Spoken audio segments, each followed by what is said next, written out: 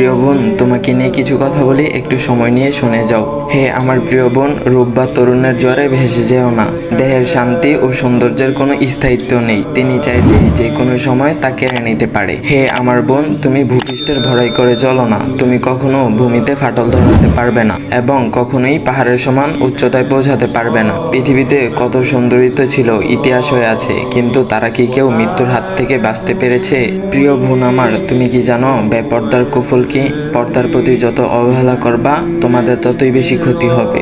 নিজেকে প্রদর্শন করার মধ্যে কোনো শ্রেষ্ঠত্ব আছে কি? শ্রেষ্ঠত্ব তো নিজেকে লুকিয়ে রাখার মধ্যে। প্রিয় বোন আমার, ইতিহাস পড়ে দেখো তো, ইসলাম সর্বপ্রথম নারীকে মুক্তি দিয়েছে, নারীকে ভোগের পণ্য হতে দেয়নি। শান্তির ধর্ম ইসলাম, একমাত্র ইসলামী কন্যা সন্তানকে প্রতিপালনের পুরস্কার হিসেবে ঘোষণা করেছেন জান্নাত। পর্দা শুধু তোমাকে ইহকালীন জীবনকে নিরাপদ করবে না, নিশ্চিত করবে তোমার আখিরাত। তুমি জাহান্নামের কঠিন আযাব থেকে বাঁচতে পারবে, আর চির শান্তির ঠিকানা জান্নাতে হবে তোমার বসবাস। হিজাব আসলেই সুন্দর, এটা তোমরা গর্বের সাথে পড়ো, ভালোবাসার সহিত পড়ো, অধিকারের সাথে পড়ো। হে বোন আমার, যারা এই গরমে হিজাব নিকাব পড়ে, আল্লাহ তাদের এমন দিন ছায়া দিবেন যেদিন তার ছায়া ব্যতীত অন্য কোনো ছায়া বিরাজ থাকবে না।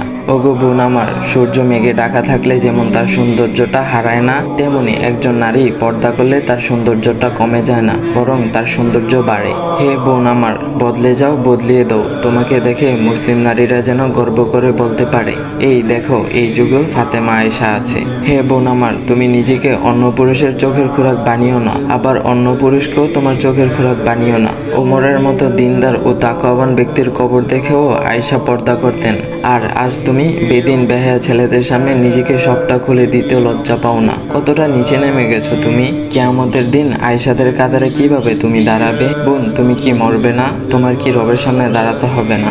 সময় থাকতে নিজেকে পরিবর্তন করুন।